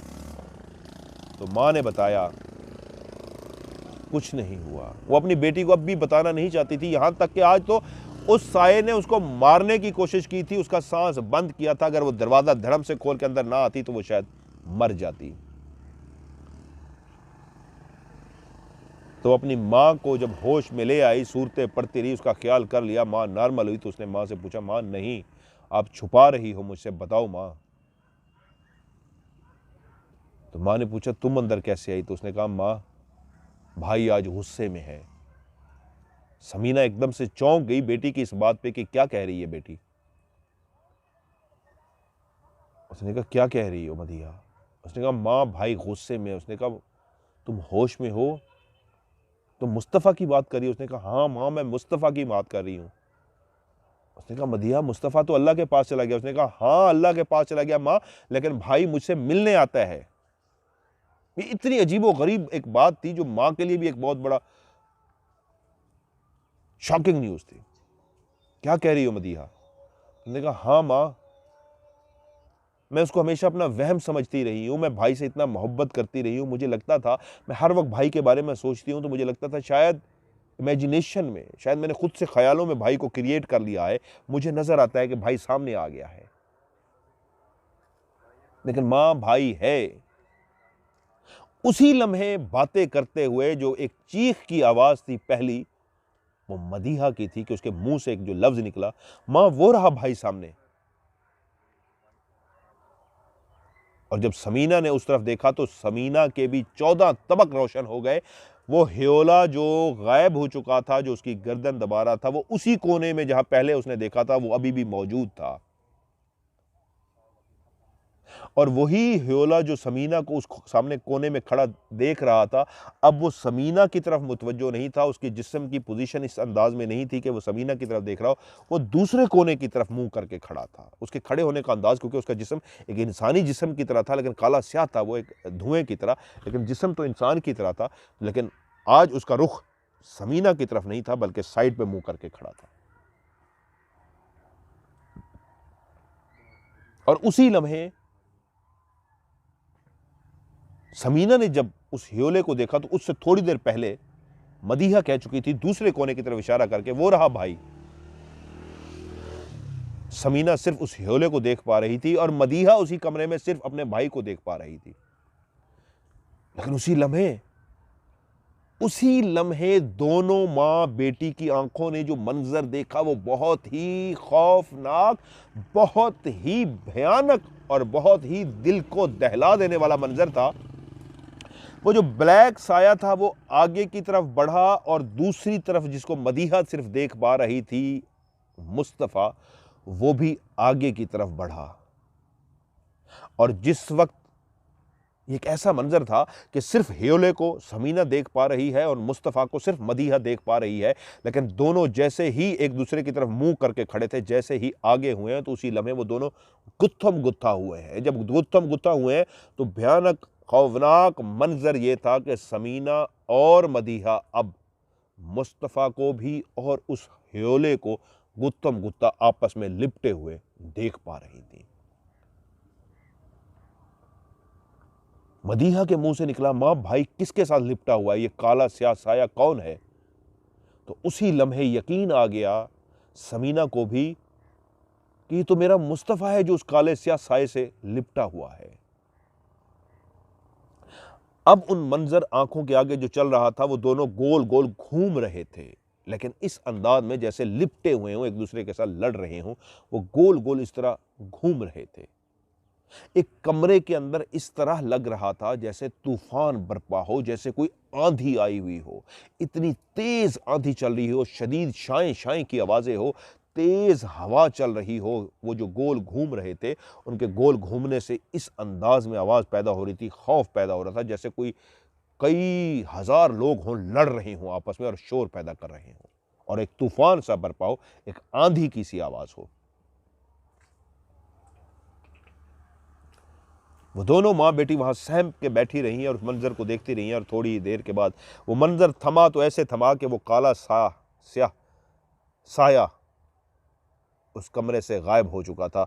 अब सिर्फ और सिर्फ वहाँ पे कोई था तो मुस्तफ़ा खड़ा हुआ था। वही मुस्तफ़ा जिसको मुसलसल उसकी बहन उसी कपड़ों में, उसी लिबास में देखती रही थी। उसने मां की तरफ भी देखा और बहन की तरफ भी देखा और आज फिर से वो उस अंदाज में मुस्कराया जिस तरह कभी वो बहुत खुश होता था तो मुस्कराता था। उसने वहीं पे खड़े होकर मां को मुस्कुरा के देखा, बहन को मुस्कुरा के देखा और उसके बाद उन आंखों ने जो मंजर देखा मदीहा और मां की, वो ऊपर की तरफ उठा और छत से गायब हो गया। ये मंजर दोनों माँ बेटी ने देखा था कि मुस्तफ़ा गुस्से में उस ह्योले से इतनी देर लड़ता रहा और जब वो ह्योला गायब हुआ, वो मंजर थमा, वो तूफान भी थमा, कमरे में सुकून सा हुआ, तो उसी लम्हे सिर्फ मुस्तफ़ा खड़ा था फातिहाना अंदाज में, जैसे माँ और बहन से कह रहा हो, मैंने उसको भगा दिया, मैंने उसको मार दिया है। और उसके बाद उसने मुस्करा के उसी अंदाज में माँ और बहन को देखा। जब वो बहुत ज़्यादा खुश होता था तो वो कहका फिर भी नहीं लगाता था, मुस्करा के देखता था, चेहरा खिलखिला उठता था। आज भी उसका चेहरा उसी तरह मुस्कुराहट से खिलखिला रहा था। उसने आखिरी दफ़ा माँ और बहन को देखा और उसके बाद छत के ज़रिए गायब हो गया। तो माँ जो इतनी देर से गुमसुम सी थी, दीवानी सी थी, उसी तरह बहन सी थी। माँ ने एकदम से आंखों से सवाल किया, मुड़ के बेटी की तरफ देखा जैसे पूछना चाह रही हो तुमने भी ये मंजर देखा? तो बेटी ने उसी लम्हे गर्दन हिला के कहा, हाँ माँ, मैंने भी मुस्तफ़ा भाई को उससे लड़ते हुए और मुस्कुरा कर हमें देखते हुए और ऊपर छत के जरिए गायब होते देखा है। और बेटी ने फिर माँ को बताना शुरू किया, माँ, जब मैं अस्पताल में थी तो मैंने पहली दफ़ा मुस्तफ़ा भाई को अस्पताल में देखा था। मैं समझ गई थी मुस्तफ़ा भाई तो अल्लाह के पास जा चुके हैं। ये मेरी मोहब्बत उस भाई से जनून की हद तक इश्क जो है मुझे एक मुस्तफ़ा की शक्ल में दिखा रहा है, लेकिन असल में मुस्तफ़ा नहीं है। लेकिन मुझे इतना भी अच्छा लगा, वो जो सामने आया भाई का रूप धार के, वो मुस्तफ़ा था या मैंने तख़य्युल में, ख़यालात में, अपने दिमाग की इमेजिनेशन में जो एक क्रिएट किया था, जो एक खाका सा बना लिया था, या जो मेरी आंखें मुझे एक धोखा दे रही थी, मेरी आंखें एक वहम का शिकार हो रही थी और मुझे किसी का शक्ल दिखा रही थी जो मेरे मुस्तफ़ा भाई की थी, तो मैंने इसको कबूल कर लिया और मैंने एक अपनी दुनिया बसा ली। अपने भाई को देखती थी, खुश होती थी। मैं जब अस्पताल में होती थी, दीवारों को तकती रहती थी, सामने देखती रहती थी टिकटिकी बांधे, तो माँ उस वक्त मेरा भाई खड़ा होता था और माँ को भी याद आया गया। बेटी की भी जहनी हालत ऐसी थी, कोई बोलता रहता, वो कोई जवाब ना देती, सिवाय सामने टिकटिकी बांधे देखी रहती थी। तो बेटी आज बता रही थी, मैं भाई को देखती रहती थी, जानती भी थी ये मेरा वहम है, मेरा ख्याल है, लेकिन इतना ही काफ़ी था, मेरा मुस्तफ़ा, मेरा भाई मेरे सामने है। माँ जब मैं घर आई तो भाई भी मेरे साथ घर आ गया। वो मुझसे बोलता नहीं था, मुझसे बात नहीं करता था, खामोशी से मुझे देखता रहता था। मैं जब बहुत ज़्यादा उसको तंग करती थी, बहुत ज़्यादा बातें करती थी और जब जवाब नहीं देता था तो मैं कहता था मैं भाई से खफा हो जाऊंगी, तो मुस्कुरा देता था। मैं जब बाहर जाती थी तो जिस तरह पहले भी मेरे बाप, मेरा बाया, मेरा भाई मेरे ऊपर साया बन के चलता था, तो अब भी माँ वो मेरे साथ बाहर होता था। वो आज भी मेरे साथ साया बन के चलता था। जिस तरह पहले मेरी हिफाजत मेरा भाई, मेरा गरूर बन के चलता था, मैं अपने भाई के साथ जा रही हूँ, अब भी अक्सर मुझे गलियों में, मोहल्लों में, इधर उधर सड़क पे गाड़ियों में जाते हुए मेरा भाई मेरे साथ होता था। रात को सोने से पहले मैं अपने भाई को खुदा हाफिज करके सोती थी, गुड नाइट बोल के सोती थी। और जब मैं गुड नाइट बोलती थी तो मेरा भाई मुस्कुराता था और मुस्कुराते ही मेरी आंखों के सामने गायब हो जाता था। मैं इसको अपनी ज़िंदगी का हिस्सा इसलिए बना बैठी थी कि ये धोखा, ये वहम, ये आंखों का धोखा मुझे सुकून देता था कि मैं अपने भाई को एक रूप में देख रही हूँ। जानती हूँ ये वहम है, भाई नहीं है, लेकिन मैं फिर भी खुश थी, मैं अपने भाई को इस तरह देख पाती हूँ। और कब से ये सिलसिला चल रहा था।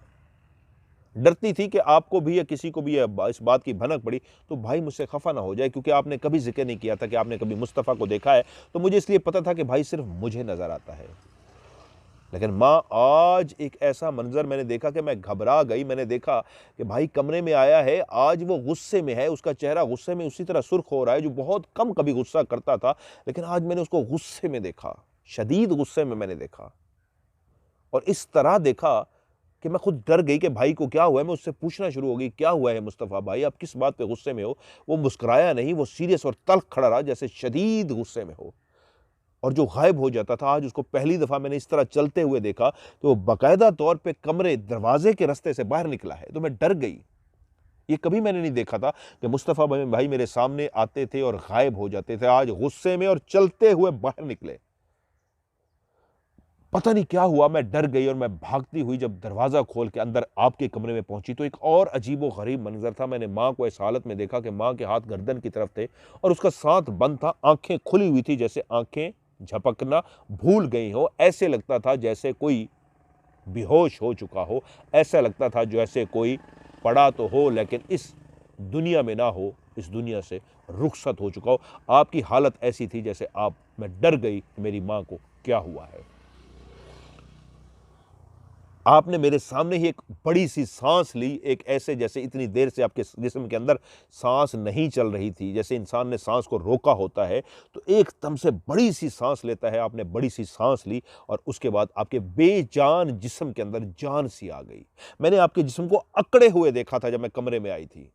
आपकी आंखें रुक चुकी थी एक जगह पे, पुतलियां आंखों की इस तरह थी जैसे आपके अंदर जान नहीं रही, आप बेजान सी थी। लेकिन उस सांस के आने के बाद फिर आपकी सांसें आहिस्ता आहिस्ता बहाल हुई और आप जिंदगी की तरफ लौटना शुरू हुई। मैं समझ गई कि कुछ बुरा हुआ है माँ के साथ और मैं फ़ौरन आपके साथ बोलना शुरू हो गई, आपके ऊपर पढ़ना शुरू हो गई, यहाँ तक कि आहिस्ता आहिस्ता आहिस्ता आप होश में आई, देखने के काबिल हुई और आपकी आंखें भी झपकना शुरू हुई। मुझे पता लगा कि वाकई आप किसी हिस्ट्रियाई कैफियत में थी। ने इस तरह माँ को हालत में देखा। कुछ हुआ है क्या? ब्रेक हो रही थी आवाज, अब आ रही है। आवाज़ ब्रेक हो रही थी यार। ये जगह इतनी भारी है, मुझे लग रहा है 4 दफ़ा हम वीडियो को रोक चुके हैं और वीडियो को फिर अब ब्रेक हो रही है नहीं हो रही? नहीं, अब आ रही है। रोक के दोबारा चेक कर लो। ये अब आ रही है। यार ये जगह बहुत भारी है, इसका मतलब है मेरे साथ कैसे हुआ है? आपकी वीडियो 4-5 दफ़ा ख़राब होगी। ओके चलें, इस तरह की जगह पे नेक्स्ट टाइम हमने वीडियो नहीं बनानी। इसका मतलब है जो भी एंटिटी है वो हमें वीडियो नहीं बनाने दे रही। ओके, आपकी भी वीडियो ख़राब हो रही है, मेरी भी। माँ बेटी ने जब इस तरह की बातें की तो दोनों समझ गई कि आज मुस्तफ़ा आया था और किस लिए आया था। जो माँ का गला दबा रहा था उससे बचाने आया था। उसके बाद माँ बेटी एक दूसरे के गले तो लगी, लेकिन मदीहा इस अंदाज में माँ के गले लगी जैसे 3-4 साल 5 साल की बच्ची अपनी माँ से लिपटती है। वो दोनों एक दूसरे से लिपट तो गईं, लेकिन एक आंसुओं का समंदर, एक दरिया इस अंदाज में आंखों से बहना शुरू हुआ जैसे नदियां बह जाती हैं। दोनों की गालों पे इस तरह आंसू चल रहे थे जैसे नदी बह रही हो, नहर बह रही हो। हाँ बेटी आज पहली दफा शायद इतना धाड़े मार के रो रही थी, सिसकियां ले रही थी। ना माँ को होश था ना बेटी को होश था। आज दोनों को ऐसे लग रहा था जैसे पहली दफा मुस्तफ़ा उनसे जुदा हुआ है। आज फिर मुस्तफ़ा उनके सामने खड़ा था और जाते हुए मुस्करा के देख के गया था, जैसे वो खुद जाते हुए कह रहा हो अब मैं रिलैक्स हूं, अब मैं जा रहा हूं।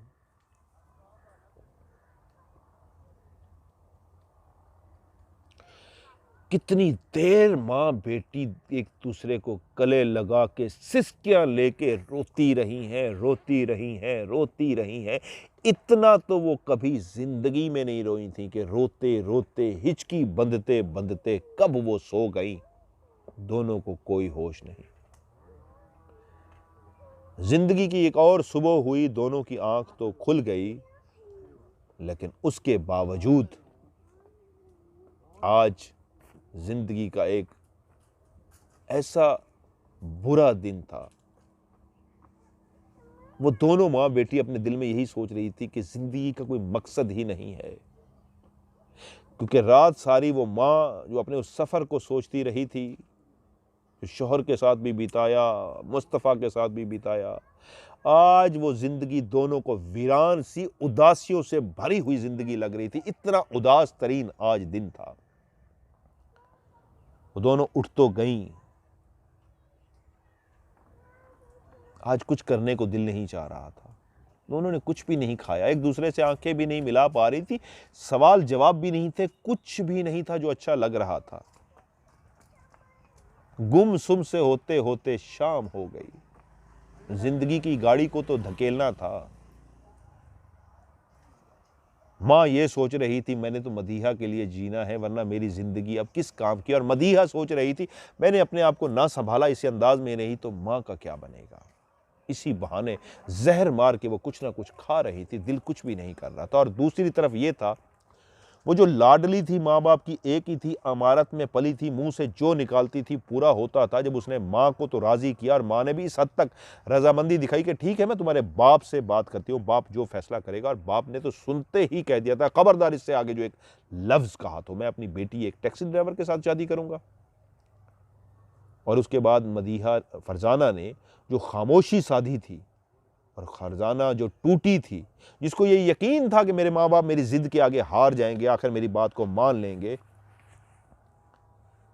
मेरी जिद के आगे हार जाएंगे, मेरी भूख प्यास के आगे जो मैं भूख हड़ताल करूंगी उसके आगे हार जाएंगे, तो उसने पहली दफा अपने माँ बाप को इतना सख्त पाया कि उसका हर हरबा नाकाम गया। जितना भी अगर वो पहले कोई इस तरह का काम करती तो माँ बाप तड़प जाते, लेकिन पहली दफा हुआ कि माँ बाप पे कोई असर ना हुआ।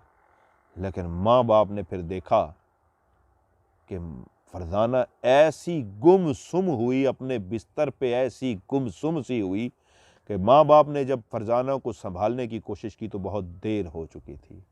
सिवाय इसके कि अब वो हर महंगे से महंगे अस्पताल में उसको लेके जा रहे थे और डॉक्टर उसको चेकअप करते, मेडिसिन लगाते, कहते सिर्फ एक ही बात कहते, बहुत शदीद कोई जहनी सदमा पहुंचा है जिसकी वजह से आपको अब इसको होश में लाना होगा, इसका ख्याल रखना होगा। जितना भी वो इलाज कर सकते थे कहीं से भी कोई रिजल्ट नहीं मिल रहा था, सिवाय इसके को इसको वापस लेके आइए, ये शदीद किसी गहरे सदमे में है, इसको वापस लेके आइए।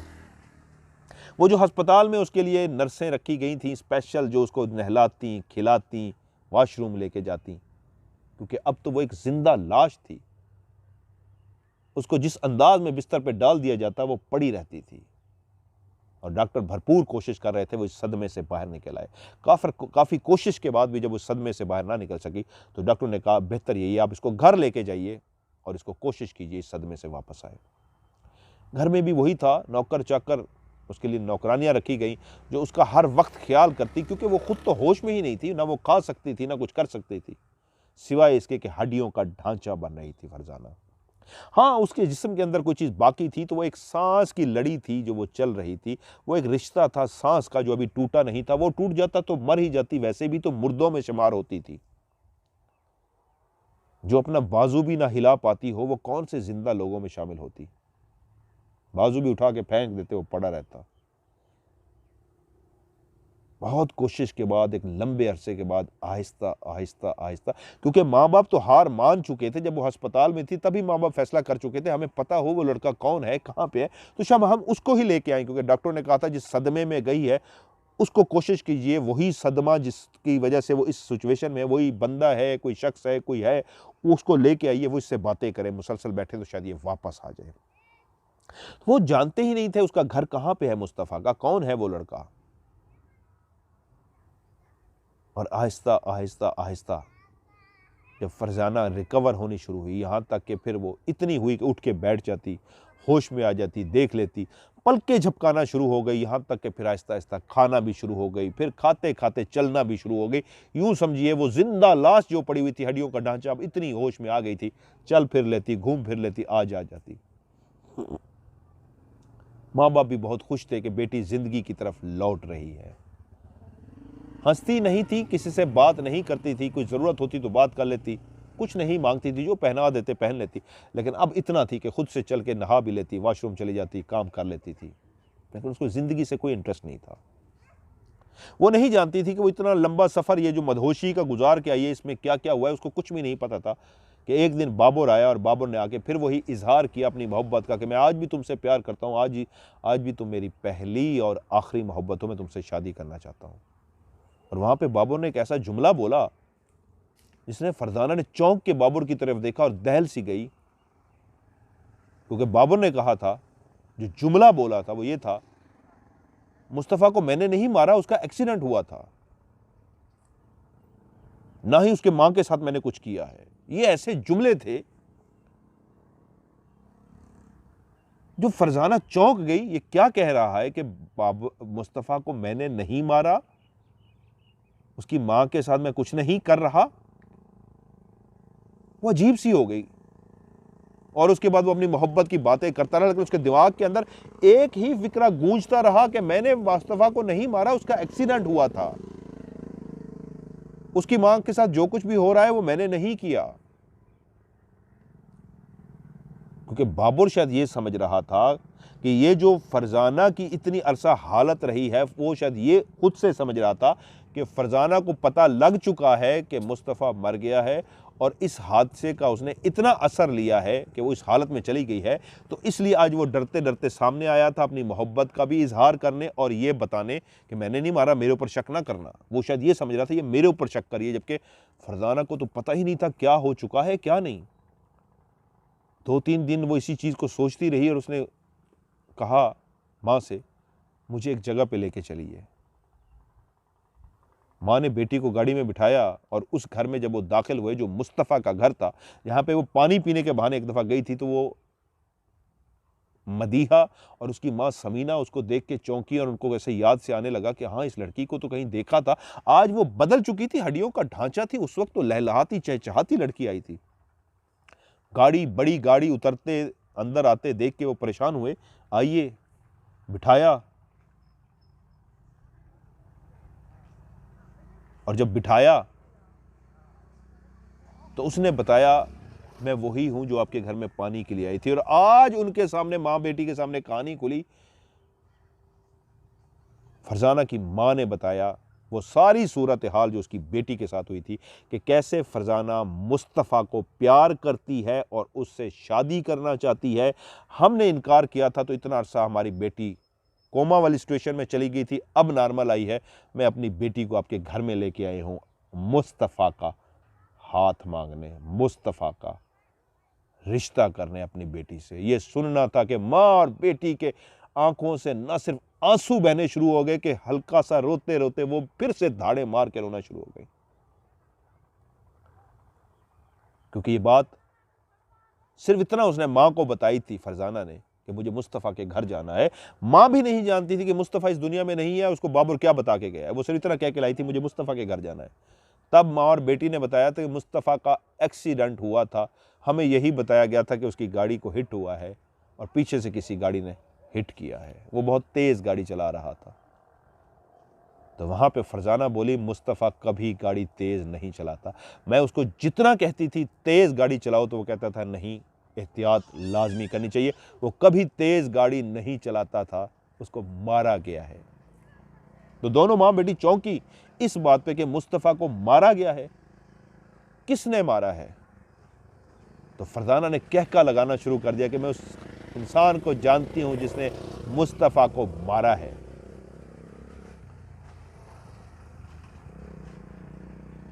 अब माँ बेटी मदीहा और समीना जहां पे परेशान थी, वहां पे फरजाना की माँ भी परेशान थी कि ये क्या बातें हो रही हैं, मुस्तफ़ा मर चुका है, बेटी को पता तक नहीं है और बातें हो रही हैं किसी ने मारा है। किसने मारा है? माँ और बेटी ने पूछा तो उसने कहा नहीं, उससे मैं बदला लूंगी। वो इस तरह की बातें कर रही थी कि माँ को लगा कि बेटी को यहाँ से लेके जाना चाहिए, बेटी को कुछ हो ना जाए, क्योंकि मुस्तफ़ा की बहुत ही बुरी खबर थी कि वो मर चुका था। फौरी तौर पे फरजाना की माँ ने अपनी बेटी को साथ लिया और मदीहा को कहा बेटा ये हमारा घर का एड्रेस है, ये हमारा नंबर है, हमसे रब्ता ज़रूर करना, आप लोग हमारे घर ज़रूर आना। अभी इसकी हालत ठीक नहीं है, मैं इसको लेके जा रही हूँ, लेकिन मेरी ख्वाहिश है आप लोग इससे रब्ते में रहना। उसकी तबीयत बिगड़ रही थी, वो अजीब से कहके लगा रही थी, अजीब सा गुस्सा कर रही थी। माँ उसको लेके पहुंची घर परेशानी की हालत में, कहीं इसकी तबीयत ज़्यादा ना ख़राब हो रहा है। लेकिन उस रात एक खबर उनकी मुंतज़र थी।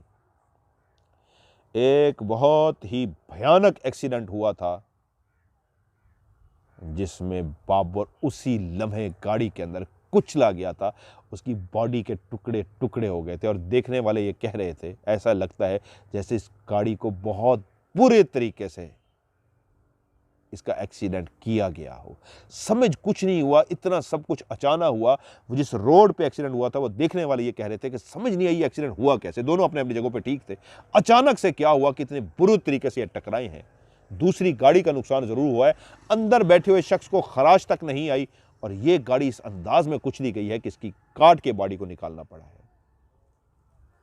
जिस रात ये खबर पहुंची तो फरजाना कह के मार के हंस रही थी, कह के मार के हंस रही थी, और माँ के पूछने पे कहा आज वो भी जहन्नुम में चला गया जिसने मुस्तफ़ा को मारा था। माँ पूछा था ना किसने मारा था, इसने मारा था जो आज खुद भी जहन्नुम में चला गया। आज ये ना मरता तो मैं इसको अपने हाथों से मार देती। जैसी करनी वैसी भरनी, ये मकाफात अमल है। और यही खबर जो माँ बेटी एक और दिल पे बोझ लेके बैठ गई थी कि हमारे बेटे को मारा गया है, उन तक भी फरजाना की माँ ने यह खबर पहुंचा दी कि इस तरह बाबर का एक्सीडेंट हुआ है, और फरजाना ने यह बताया है कि उसको मारने वाला वो नहीं बाबर था। और कैसे उसको पता लगा फरजाना को, उसने ये भी कह दिया कि वो शायद डरा हुआ था, ये समझ रहा था कि फरजाना इस वजह से बीमार हुई है कि मैंने मुस्तफ़ा को मार दिया है, जबकि फरजाना इस बात से वाकिफ़ ही नहीं थी। फिर उसके बाद सारी बातें यकीनन से खुली। मदीहा और उसकी माँ समीना उनके घर भी गई, रब्ता हुआ, वो सारी बातें एक दूसरे के सामने आई कि इस कहानी में हुआ क्या है। सिंपल सी कहानी थी, लड़की पसंद कर बैठी थी, लड़के ने उस लड़के को मार दिया। लेकिन वहाँ पे एक चीज़ जो उस खातून ने भी मुझसे पूछी, जिसके लिए मैंने कहानी में शुरू में भी आपको कहा कि उन्होंने मुझसे जो सवाल पूछा मैंने उसका जवाब दिया, वो क्या था? वो था वो हियोला, वो ब्लैक साया। मुस्तफ़ा तो नज़र आ रहा था, लेकिन माँ को वो ब्लैक साया क्यों नज़र आ रहा था?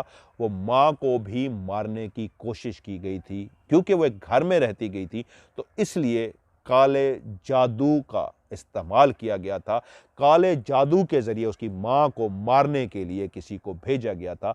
वो जो जिन था, काला साया था, उस घर में था, वो मुसलसल पीछा कर रहा था उस औरत का जो मुस्तफ़ा की माँ थी, ताकि उसको मार सके। और जिस रात ये हुआ, वो मारने के लिए गर्दन दबा रहा था। मुस्तफ़ा जो मुसलसल उस घर में आता था, ये खुदा बेहतर जाने उसने पहले क्यों नहीं मारा, क्या हुआ, लेकिन उस रात वो गुस्से में भी इसलिए था कि उसको पता था कि मेरी माँ पे हमला हो रहा है, इसलिए बहन के सामने गुस्से में निकला था। और बहन भी भागती हुई उस कमरे में गई थी, माँ को इस तरह बचाया था, और इसलिए मुस्तफ़ा उससे लड़ा था। वो माँ को मारने की कोशिश थी। पहले वो क्यों नहीं जानता था, या पहले क्यों नहीं कहा, इस पे मैं रोशनी नहीं डाल सकता। ये इल्म गैब है जो अल्लाह बेहतर जानता है। वो जो नज़र आ रहा था, अब कुछ लोग कहेंगे क्या वो रूह थी मुस्तफ़ा की, या हमजाद था? इस्लामी अकीदे के मुताबिक हमजाद था, दूसरे अकीदों के मुताबिक वो रूह थी। दूसरे अकीदे के मुताबिक वो मुस्तफ़ा की रूह थी, भटकी हुई आत्मा थी, भटकी हुई रूह थी, जो इस दुनिया में मौजूद थी किसी मकसद के लिए, और जैसे मकसद पूरा हुआ वो वापस मुस्कुराता हुआ चला गया। लेकिन इस्लामी अकीदे के मुताबिक वो हमजाद था, जो मौजूद था, जो हू बहू इंसान की तरह होता है। और उनकी माँ को मैंने यही जवाब दिया कि वो जो हियोला था वो आपको मारने के लिए जादू के ज़रिए भेजा गया था, और मुस्तफ़ा वहाँ पे इसीलिए मौजूद था कि वो उसका बदला ले सके, वो उसको वापस भेज सके। आगे भी उन्होंने मुझे उनके बारे में बताया जो फरजाना है, लेकिन मैं उसको नहीं बताऊंगा। दुख भरी कहानी सुनाना मकसद नहीं होता, हॉरर कहानी सुनाना मकसद होता है, तो दुख भरी भी हो जाती है कहानी कुछ, लेकिन इतनी अजीब सी हो तो सुनाना भी ज़रूरी होता है। उन्होंने बस इतना एंड में मुझे कहा मेरा नंबर डिलीट कर दिएगा। यकीन मानिए मैंने उनका नंबर भी डिलीट कर दिया। कौन है मैं नहीं जानता, यकीन मानिए मैं नहीं जानता, मुझे नहीं पता ना मुझे, इसलिए उन्होंने कहानी सुनाई, मैंने सुना दी। लेकिन ये एक सच्ची कहानी है, एक माँ और एक बहन के साथ बीती हुई कहानी है, एक लड़की के साथ बीती हुई कहानी है जिसका मुस्तफ़ा मारा गया है। एक सच्ची कहानी थी जो आज आपको मैंने सुनाई। आप भी अपनी कहानी मुझे सेंड कीजिए, उसको मैं अपनी ऑफ कैमरा स्टोरी में शामिल करूंगा। बहुत प्रॉब्लम आई आज वीडियो रिकॉर्ड करते हुए, 3-4 दफ़ा कैमरा कट हुआ। मैं एक ही गो में रिकॉर्ड करता हूँ, आज बहुत परेशान हुआ हूँ, सर में दर्द भी हो रहा हूँ। ये जगह बहुत हॉन्टेड है, लग रहा है, वो लग नहीं रहा, कन्फर्म है हमने यहाँ पे प्रोग्राम करना है, तो इस वजह से अरसलान की भी वीडियो 4 दफ़ा ख़राब हुई है, मेरी भी 4 दफ़ा वीडियो ख़राब है, बार बार कट करना पड़ा। एक दफ़ा तो अजान के लिए, लेकिन मुश्किल से रिकॉर्ड हुई है। सो आप भी कहानी भेजिए, इंशाल्लाह आपकी कहानी को मैं प्रोग्राम में शामिल करूँगा। तो आज की ऑफ कैमरा स्टोरी से मुझे दीजिए इजाज़त, इस ढेर सारी दुआ के साथ। अल्लाह ताला आप सबको हमेशा खुश रखे और अपनी हिफ्ज़ो अमान में रखे। अपना ढेर सारा ख्याल रखिएगा। खुदा हाफिज़।